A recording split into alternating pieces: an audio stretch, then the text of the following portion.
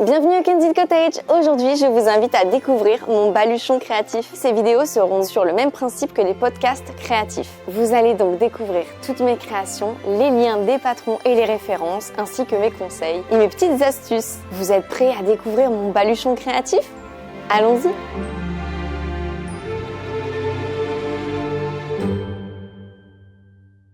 C'est parti! Nous allons commencer avec Milly. Je voulais qu'elle apparaisse une dernière fois dans cette vidéo pour tout simplement présenter Milly à tous les abonnés qui n'auraient pas vu sa vidéo dédiée. Je vous la remets juste ici.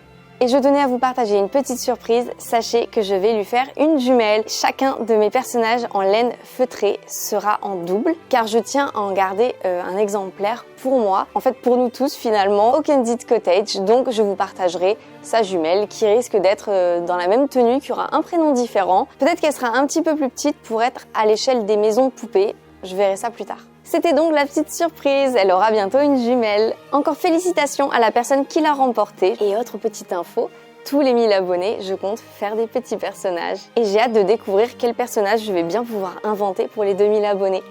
Petit rappel, cette création a donc été faite en laine cardée, à partir non pas de poils de mouton, mais de poils de mon chien Tricot. Voici donc le spécimen à partir duquel Milly a été clonée, en miniature évidemment. Donc si vous n'avez pas encore vu cette vidéo et que vous êtes intéressé par ce type de création, je vous la recommande pour que vous puissiez voir tout le processus et puis passer un petit peu plus de temps avec Tricot aussi. Dites tous au revoir à Milly car elle s'en va pour de nouvelles aventures chez l'abonné qui l'a remporté, à qui je fais un petit coucou. Je vais poser Milly juste ici pour qu'elle participe avec nous à cette vidéo. Et c'est parti pour le deuxième objet type poterie. J'avais fait de la poterie quand j'étais petite et j'avais vraiment trop envie de retester. Je me suis rendu compte qu'il y avait une poterie pas loin de chez moi et donc j'ai sauté sur l'occasion. J'y suis allée pour ça avec ma maman et on a partagé un super moment mère-fille ensemble. Bisous maman! Alors voici la création. Évidemment, j'ai dit que je comptais faire une tasse qui puisse totalement symboliser une saison. Donc j'avais hésité entre le printemps et l'automne. Je me suis dit je vais partir sur l'automne parce que c'est mes couleurs préférées. Et que c'est vraiment la période que je préfère décorer. Et ma mère a fait une sorte de ramequin auquel on peut faire passer en fait des herbes de Provence par un petit trou pour pouvoir retirer toutes les herbes, ce qui était une super idée. Maintenant, je sais pas si ça a super bien fonctionné. Il faudrait que je lui redemande. J'ai opté pour une sorte de tasse qui évoque suffisamment une citrouille tout en étant assez simple parce que je voulais quand même pas me lancer dans quelque chose de trop complexe. Sachant que je n'avais que 3 heures pour réaliser l'intégralité de cette tasse, puis pour redécouvrir un petit peu la pratique de la poterie. C'était vraiment un cours d'initiation, on n'était pas vraiment trop guidés. Je vais vous expliquer le processus de création de ce genre de tasse. On a commencé par utiliser un moule pour avoir une forme un petit peu de base.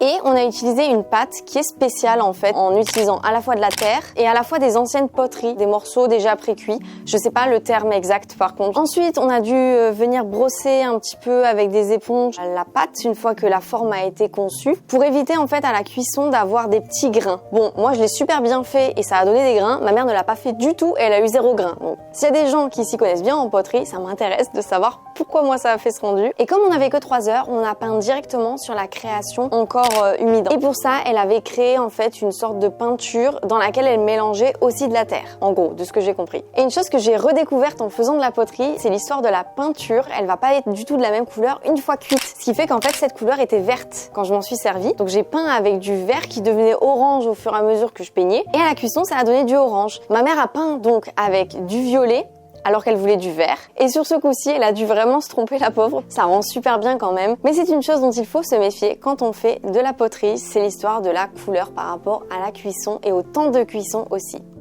Les 2 étapes auxquelles on n'a pas participé, c'était les étapes finales, donc la cuisson et l'émaillage, donc pour avoir ce rendu brillant qui permet de pas avoir cette texture de terre cuite. En résumé, c'est une création que j'ai faite cette année, dont je suis super contente, que j'ai vraiment hâte d'utiliser cet automne, donc vous la verrez dans mes prochaines vidéos à coup sûr. Et j'ai tellement apprécié que j'espère un jour pouvoir en refaire. En tout cas, voilà le résultat qu'on peut espérer pour notre premier cours de poterie, si jamais vous hésitiez à vous lancer.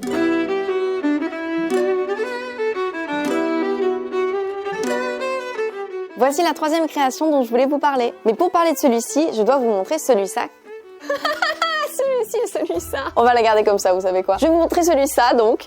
C'est le premier corset que j'ai réalisé avec l'aide de ma mère. On l'a créé sans patron, ce qui fait que pour avoir mes mensurations, en fait c'est beaucoup plus simple d'avoir l'aide de quelqu'un. Avec des morceaux de papier, elle a pu prendre mes mesures, on a pu voir ensemble quel format, quelle taille on voulait. À partir du moment où nous avions créé nos patrons sur papier, j'ai pu facilement refaire celui-ci toute seule. Pour vous expliquer un petit peu comment je l'ai créé, à l'intérieur ici, j'ai cousu des baleines de soutien-gorge pour avoir la structure en fait sous la poitrine et qui a un certain maintien quand même. Donc à l'intérieur ça fait vraiment fait main, mais ce qui me gêne pas du tout, je trouve que c'est ça qui donne le charme aussi des créations faites main. Il y a deux tissus différents, donc le rouge et le blanc à l'intérieur, c'est juste un tissu en coton très simple car peu importe en fait c'est l'intérieur. Et au milieu j'ai mis un tissu un petit peu molletonné et épais pour que le corset ait un peu plus de maintien, sachant que je n'ai pas non plus mis de baleine verticale, donc ça permet quand même qu'il ait une certaine rigidité on va dire. Au lieu d'acheter du biais, j'ai mis un tissu vert et pour le derrière, j'ai utilisé des rubans. Alors petit conseil, n'utilisez pas de lacets en ruban dans des passants en ruban. Parce qu'en fait, ruban contre ruban, ça agrippe. C'est pas l'idéal du tout. Comparé à mon ancien corset qui fonctionnait vachement bien, c'était une sorte de cordon, on va dire, un petit peu synthétique. Ça glisse super bien et donc c'est vraiment idéal parce que quand on est seul pour lacer son corset, c'est plus simple quand ça glisse. Je trouve ce tissu vraiment beau, c'est pour ça que je tenais absolument à m'en servir en tant que corset. Petit hic, il est très dur à accommoder avec une tenue. J'ai fait plein d'essais avec ma garde-robe et j'ai encore trouvé rien qui me convenait. Mais c'est pas grave parce que j'adore quand ça se passe comme ça justement. D'un coup, je sais que il va apparaître dans ma garde-robe une idée fulgurante et que ça sera la bonne tenue. Le seul problème avec ce corset, ce serait ça justement, la difficulté de l'accommoder avec d'autres vêtements. Après avoir créé mes propres corsets et avoir du coup mon propre patron, j'ai décidé de me lancer et de tester ce patron-là, le fameux qui est assez répandu. J'ai envie de tester sur plein de coloris. Je trouve qu'un corset, c'est un accessoire de base un petit peu. Je veux dire, il suffit juste d'avoir un corset d'une couleur même tout marron uni, tout blanc cassé, noir, etc. Et on peut le mettre sur n'importe quoi, sur un jean, sur une robe, sur une jupe. Ça peut vraiment permettre d'ajouter une touche d'originalité à n'importe quel type de tenue. Donc j'ai vraiment hâte d'utiliser ce genre de modèle et puis de vous en faire un retour pour vous expliquer un petit peu mon avis. Et vous dire aussi si je fais des modifications parce que c'est un petit peu ma manie de modifier des choses pour que ça me plaise encore plus. Donc à voir si je trouve cette fois-ci encore des choses à modifier.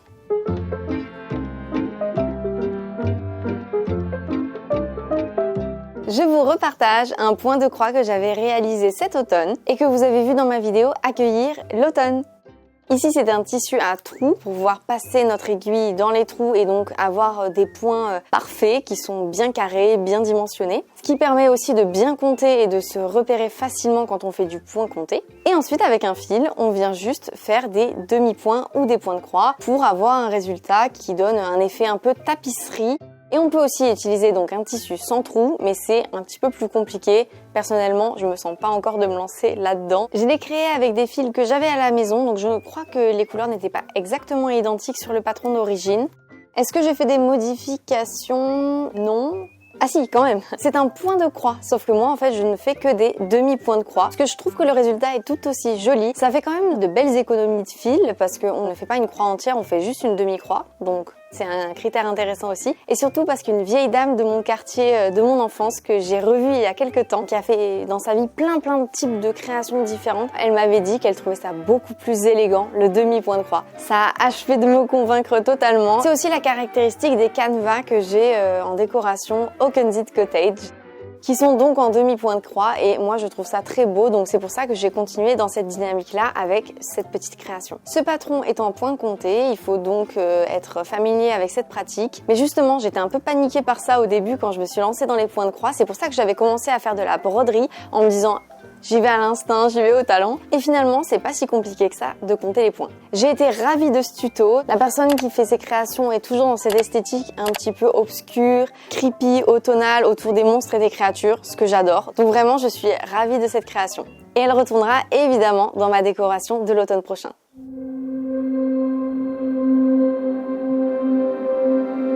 Une autre création que je voulais vous représenter, c'est mon marque-page. J'avais donc inventé ce modèle-là l'année dernière, au printemps dernier, et je voulais vous le repartager pour que celles et ceux qui ne seraient pas tombés dessus aient accès à ce tuto. Si vous aimez lire et que vous avez envie d'avoir un marque-page personnalisé, n'hésitez pas à le tenter. Je pense qu'il est assez accessible et pas trop difficile, j'espère que ça sera le cas en tout cas. J'aimerais bien en refaire d'ailleurs, peut-être une version en coton cette fois-ci, dans d'autres coloris aussi, parce que là c'est vrai que j'avais fait en laine et c'est vrai que le rendu est beaucoup moins joli qu'avec du coton, mais justement j'avais fait exprès dans le tuto pour vous montrer que même si vous n'avez pas la plus belle des laines, ça donne quand même un résultat très joli et personnalisable. Donc peut-être que l'année prochaine, pour le baluchon créatif numéro 2, vous aurez une nouvelle version de marque-page. Je vais pas plus développer que ça sur cette création, mais en tout cas n'hésitez pas à aller voir le tuto si ça vous intéresse.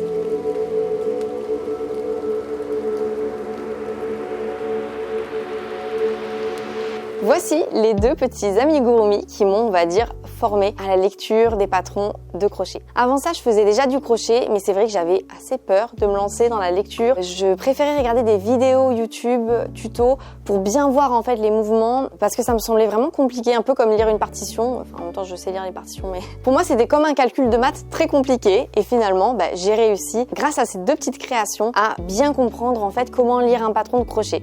Je vais vous expliquer ça. Le modèle est assez simple, répétitif, voire peut-être lassant. C'est justement ça qui m'a permis de prendre confiance par rapport à la lecture des annotations pour faire plein d'autres créations. Donc peut-être que ça peut être une bonne voie pour vous de justement vous lancer avec des créations assez simples, plutôt rondes, circulaires. Il n'y a pas de choses alambiquées, de choses complexes. On peut pas vraiment se tromper parce que ça va pas être flagrant. En soi, cette carotte, elle est tout en augmentation et en réduction. Donc une fois qu'on a bien compris ça et qu'on sait le lire, on se sent vraiment déjà beaucoup plus à l'aise en crochet.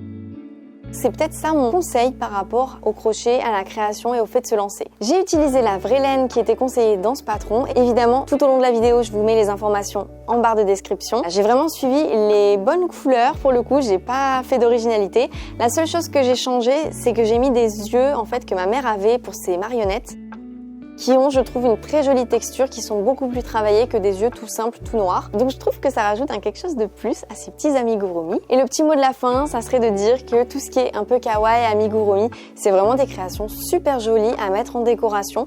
On peut en soi les mettre vers sa cuisine, parce que ça colle totalement avec les petits légumes comme ça. C'est une collection que je trouve très jolie. Tout comme dans un autre espace, une chambre d'enfant en décoration ou juste un espace qu'on voudrait décorer avec des choses un petit peu kawaii. Les créateurs de ces amigurumi ont conçu d'autres collections très mignonnes aussi sur les saisons, le temps, le soleil, je sais qu'il y avait les nuages, enfin voilà, plein de choses super mignonnes qui peuvent aussi convenir pour d'autres thématiques.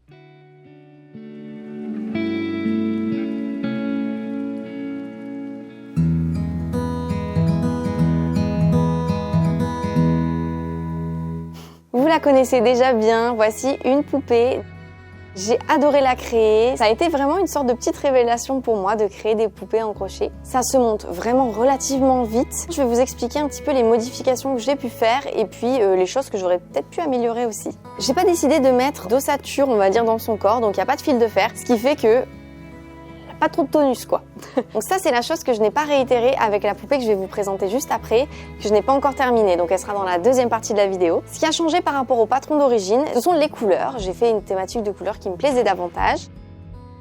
Le placement des yeux, j'ai pas compté en fait les mailles comme était conseillé dans le tuto, j'ai vraiment mis les yeux où j'en avais l'envie, donc c'est la petite différence. Je tenais à ce qu'elle ait une tresse, j'avais envie qu'elle ait des cheveux en plus, donc c'est ce que j'ai pu ajouter à cette petite poupée. Sinon, elle est globalement comme le patron de Lulu Compotine, donc si vous vouliez vous faire une idée un petit peu de la taille, la voici. Au niveau de la laine utilisée pour cette poupée-ci, je n'ai pas dû en racheter, donc c'était idéal, une pelote est égale à ce qu'il fallait pour faire cette poupée, avec la marque que je vous mets donc en description. Voici les accessoires que Lulu Compotine a aussi conçus pour cette poupée. J'ai craqué, c'était vraiment super mignon à concevoir aussi. Le fait qu'elle ait un petit sac à dos, un petit renard et un cerf-volant, ça rajoute vraiment tout un univers autour de cette poupée. On peut commencer à s'imaginer des histoires. C'est un écureuil, je dis tout le temps renard, en fait c'est un écureuil. Bref, en tout cas, il est trop mignon. J'ai pas pu m'empêcher en fait de vouloir remplir le sac à dos, donc je lui ai conçu un petit livre en plus.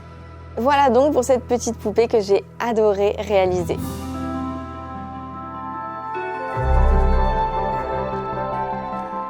Pour rester dans la pratique du crochet, voici ma dernière création en date. Comme le tournesol est une de mes fleurs préférées, j'ai conçu ce bandana spécialement pour l'été. J'adore avoir en fait des tenues différentes à chaque road trip que je fais en été, ce qui fait que là j'en aurai une dans la thématique des tournesols et j'ai vraiment hâte de voir dans quelle ville et dans quel décor je vais pouvoir arborer ce bandana là.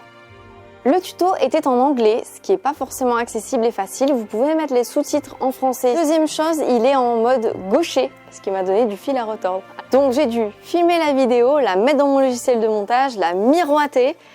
Et là, enfin, j'ai pu comprendre. Si jamais ça vous arrive, ça peut être une solution. Et deuxième option, je pense que ça peut fonctionner. Filmer avec votre téléphone, mais en mode selfie, avec la caméra frontale du téléphone, qui fait que c'est déjà dans le sens qui vous conviendra. En tout cas, ne laissez pas tomber votre tuto YouTube juste parce que vous comprenez plus ce qui est fait. C'est des fois juste la spatialisation qui nous perturbe totalement. Donc pensez à ce petit détail. Ça peut vraiment vous arranger afin de ne pas avorter un projet alors qu'il pourrait vous plaire. Et j'ai décidé de faire une petite modification par rapport au tuto, notamment par rapport aux couleurs. J'ai décidé d'utiliser du beige au lieu du blanc et aussi la banderole que j'ai décidé de faire en ondulation.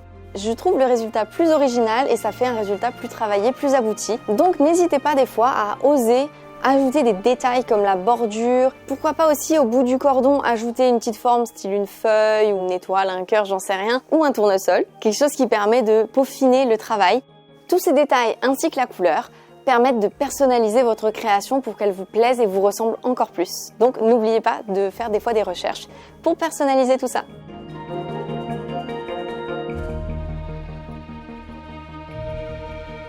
En ce moment, autour de moi, il y a plein de petits bébés qui naissent et donc j'ai voulu concevoir ce plaid pour le bébé d'un ami. C'est vraiment le plus beau plaid pour enfants que j'ai vu. Alors, c'est pas forcément pour enfants, hein, mais là, pour le coup, ça sera pour un bébé. En tout cas, c'est vraiment mon idéal de plaid. Je l'ai fait dans les tons de couleur qu'il m'avait réclamé et je trouve que ce sont vraiment de beaux choix. Il est fini, mais il me manque juste à couper tous les petits bouts derrière, en fait. Et maintenant, je vais vous expliquer un petit peu comment je l'ai conçu. Ce plaid est construit à partir de 3 types de granny square, donc carrés de grand-mère. Il y a les carrés unis, les carrés oursons, et les carrés tournesol. Je vous mettrai tous les liens parce que c'est des liens différents. J'ai tout assemblé ensemble pour faire ce plaid. Ce sont des petits tournesols avec des petites pétales, mais je trouve que justement ils sont très jolis car ils sont assez discrets. Et je ne voulais pas que les tournesols volent la vedette aux oursons, donc je pense que c'est réussi. Ils sont suffisamment discrets pour ça. Tous les oursons viennent d'un patron que j'ai téléchargé sur Etsy et qui était en anglais. J'ai pas toujours très bien compris. J'ai utilisé Google Lens, mais des fois j'ai l'impression qu'il se trompe quand même. Je pense avoir fait des erreurs. J'ai essayé ensuite de me le retraduire. J'ai fait des modifications aussi. Je crois qu'ils doivent tous avoir la tête un petit peu plus haute en fait, ces oursons. Mais moi, je me suis arrêtée comme ça parce que c'est ce que je comprenais. Si vous êtes vraiment bilingue, ça peut être un super patron et je pense que vous aurez un résultat encore plus joli. Ce qui est rigolo, c'est que tous les oursons sont totalement différents. Et aussi, selon comment on touche le plaid, ils ont des têtes un peu qui varient. Enfin, je sais pas si vous allez bien voir. Là, il est joufflu, et puis là, non. C'est comme si chaque petit ourson avait une personnalité et puis des émotions selon le mouvement du plaid. Sur le patron d'origine, les oursons ont des petits nœuds. J'ai hésité à les mettre parce que j'avais peur que pour le bébé, ça soit un peu gênant, qu'il puisse s'agripper. Et aussi, je voulais pas qu'il y ait trop de jaune parce que je sais que mon ami préfère les tons neutres. Donc, je n'ai pas mis ces petits nœuds qui sont toutefois très mignons quand même. Et dernier détail que j'ai ajouté, la bordure qui est identique à celle de mon bandana. Et pour vous donner un ordre d'idée, la durée de création de ce projet est l'intégralité de la série Friends. Je n'avais jamais vu cette série en entier et comme la copine de mon ami est fan de Friends, je me suis dit quoi de mieux que de leur concevoir le plaid sur cette série-là. Ça m'a pris 4 jours et 8 heures je crois pour réaliser ce plaid. Mais je vous rassure, j'ai dormi quand même. C'est un temps estimé. Et pour les fans de la série qui sont arrivés jusqu'ici, dites-moi en commentaire votre personnage préféré. Un plaid que je vous recommande de tout cœur parce que je le trouve vraiment magnifique. J'espère refaire le même pour chez moi un jour parce qu'il est adorable. Et j'ai hâte de l'offrir à ce petit bébé pour qu'il soit bien au chaud.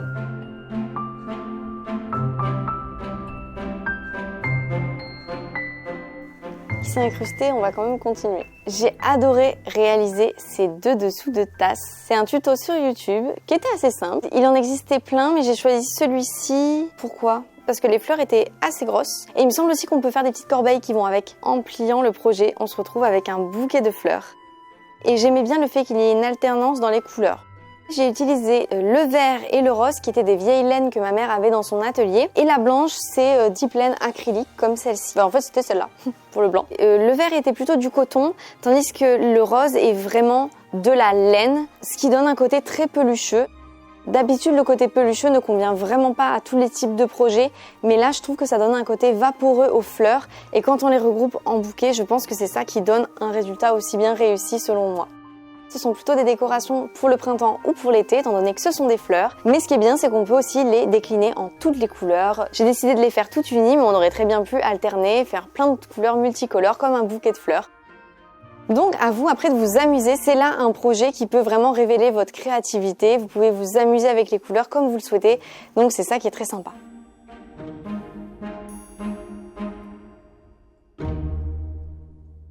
Tricot nous a rejoint car il sait que ça le concerne. C'est une tenue de Noël miniature pour mon tricot pour Noël. J'ai utilisé 2 techniques, les carrés de grand-mère, donc là j'en ai assemblé 3, et le tricotin. Je vais vous repartager le tuto des carrés de grand-mère qui est en fait inspiré d'un plaid. Je me suis juste arrêtée à un certain niveau du plaid, ce qui donne des carrés de grand-mère très simples à réaliser. Le tuto est en anglais mais il est très clair, donc je pense que ça peut être bien, c'est pour les débutants. Tricot, on a besoin de toi pour montrer. Hop, allez. J'ai fait donc un tricotin pour que ça se maintienne devant lui. Et ensuite, 2 petites lanières en tricotin qu'il me suffit de clipser grâce à des pressions à l'autre côté du projet. Et donc voici le résultat. Alors ça s'est un petit peu étiré avec le temps, la laine en fait a travaillé étant donné que c'est du tricotin, mais au pire ça je peux toujours le retoucher, le resserrer. J'avais décidé de faire un effet sucre d'orge ou candy cane ici en alternant du rouge et du blanc. C'était un tricotin manuel que j'ai utilisé, on tourne juste la molette, il faut être bien précis au tout début et une fois que c'est bon, on n'a plus qu'à tourner. Ça fait directement le tricotin, ce qui est super pratique. Et ce que j'aime bien avec le petit pull que je lui ai conçu, c'est que je trouve qu'il y a un petit effet reine de Noël. Je sais pas comment expliquer, mais ça fait comme une selle de cheval. Il n'y a pas les manches en fait comme un pull pour chien. C'est vraiment juste posé sur le dos comme une selle en fait. On va lui retirer parce que c'est vraiment hors saison, mais j'ai hâte de lui remettre pour le Noël prochain. Cette partie sera assez courte parce que j'ai juste envie de vous montrer les projets qu'il faut que je termine et je vous expliquerai peut-être pourquoi je les ai pas encore finis. Vous l'avez déjà vu dans plusieurs vidéos, ce fameux plaid aux couleurs de Noël. Si je ne l'ai pas terminé, c'est tout simplement parce que je ne me sens plus dans l'ambiance de Noël. Évidemment, pour qu'il soit terminé pour Noël, ça voudra dire qu'à un moment, je serai forcée de le continuer, donc peut-être un peu cet été, peut-être un peu cet automne, soit le terminer pendant la période de Noël, et c'est une façon aussi très sympa d'en profiter. Pour ce qui est du patron, justement, c'est exactement le même que celui-ci. Si on met les 2 projets à côté, on constate d'ailleurs que ce centre est exactement le même que celui-ci. C'est juste que lui, je l'ai continué beaucoup plus pour en obtenir un plaid. J'ai ici plein de carrés de grand-mère sur le même principe que le petit gilet pour tricot. Je comptais me créer en fait un petit gilet à ajouter sur mes vêtements à la période de Noël. Donc ça, c'est un projet aussi que je veux continuer. C'est assez rapide et c'est sympa à faire. Encore une création pour bébé, donc cette fois-ci un doudou, c'est une petite girafe. J'ai pas encore terminé, donc je vous en ferai un retour quand ce sera le cas. Et ça se présente comme ça. Bon, elle a plus de museau. Hop, donc un petit doudou avec la tête de la girafe et puis un côté très souple et très doux pour le bébé. Donc je pense que le résultat devrait être assez joli. Et voici le retour de cette poupée que je vous avais déjà présentée. Tout à l'heure, je vous avais parlé de celle-ci. Vous pouvez bien voir la différence entre les deux. Elle est quasiment finie. C'est surtout les cheveux en fait qu'il faut que j'aboutisse. Encore une fois, j'ai adoré la réaliser. Elle sera évidemment au cœur de ma vidéo Baluchon créatif numéro 2 où je vous expliquerai toutes les modifications que j'ai réalisées, où est-ce que j'ai trouvé le tuto pour ces cheveux-là et puis tous les autres détails. Dans un tout autre registre du modelage, j'avais réalisé ces maisons de fées à 4 mains avec ma maman. Elle avait fait le toit, moi j'avais fait le bas de la maison. Et je trouve le résultat super mignon, même si c'est assez cabossé et assez organique, on va dire. La raison pour laquelle je n'ai pas encore continué ce projet, c'est parce que j'ai été assez déçue du rendu quand je l'ai peint. Je l'ai pas verni, donc c'est juste peint avec de la gouache. Je trouve le résultat assez cheap, ça rend pas ce que je m'imaginais dans ma tête. Presque, je préfère le rendu brut en fait. Là, ça n'a pas été peint, donc va falloir que je trouve encore une solution. En tout cas, j'ai adoré concevoir ces maisons miniatures. Il faudrait juste que je trouve un protocole qui me plaît plus. Donc à suivre. Je ne vais non pas vous présenter une création qui a été mise sur pause, mais une création que je viens tout juste de commencer, donc qui est en cours. C'est pour aller avec mon bandana. Je tenais absolument à faire cette veste virale, là qu'on voit un petit peu sur les réseaux. Normalement, elle est blanche. Je l'ai faite couleur beige pour aller avec le bandana et parce que je trouve que le côté blanc, c'est des fois un peu agressif pour les yeux, alors que le beige est plus neutre, plus doux. Le tricot est sur une partie des carrés, mais j'en ai pas mal. Je vais continuer à les faire et vous verrez donc dans ma prochaine vidéo Baluchon créatif la suite. Et Pour aller avec le bandana et la veste, j'aimerais bien faire un petit sac, donc j'ai plusieurs tutos qui m'ont fait de l'œil sur YouTube et je vous partagerai évidemment tout ça ensuite. Donc j'espère vraiment pouvoir terminer tout ça pour l'été. Je m'imagine porter quand il fait frais ma petite veste et puis mon bandana pour la journée. J'espère que mon premier baluchon créatif vous aura plu et si c'est le cas, n'oubliez pas de vous abonner, d'activer la cloche et de liker cette vidéo. Je vous souhaite plein de belles inspirations dans vos créations et d'ici la prochaine fois, prenez bien soin de vous. Ça fait longtemps. Mon baluchon créatif ainsi que mon petit tricot très curieux. Mon tricot, qu'est-ce que tu fais? Il faut que tu te mettes dans un coin, sinon je peux pas m'installer. Il a fait. Essaye de mieux l'articuler parce qu'on est... Merci, enfant. Merci. On n'avait que 3 heures. J'avais que 3 heures. J'avais que 3 heures. Réaliser l'intégralité de cette tasse tricot. C'est sympa là. Petite déco improvisée. Je viens de le tâcher avec mon gel. Bon, on verra plus tard. Mais qu'est-ce que tu fais? Ah, mais il s'est enlevé une boulette. Il a retiré une boulette. Tricot, on mord pas mon plaid. Il grignote mon plaid. Je n'aime pas mon plaid, c'est un carré tout seul. Tu veux que je te le prête? Il n'était plus du tout dans l'ambiance de Noël. C'est parce qu'il y a des fils, et ça le rend fou. Quand je fais du crochet au-dessus de lui et qu'il y a un fil qui lui passe dessus, il croit qu'il y a quelque chose qui vient l'embêter comme ça. Il s'incruste, il veut pas partir là. Hein, tricoter bien. Ouais. Ah, il y a un moment, je me suis vue en train de faire la vidéo, je me suis dit, qu'est-ce que je fais là? Ça me fait peur. Et là, je dis... Conclusion. Tiens, regarde le jouet. Il s'est pris là.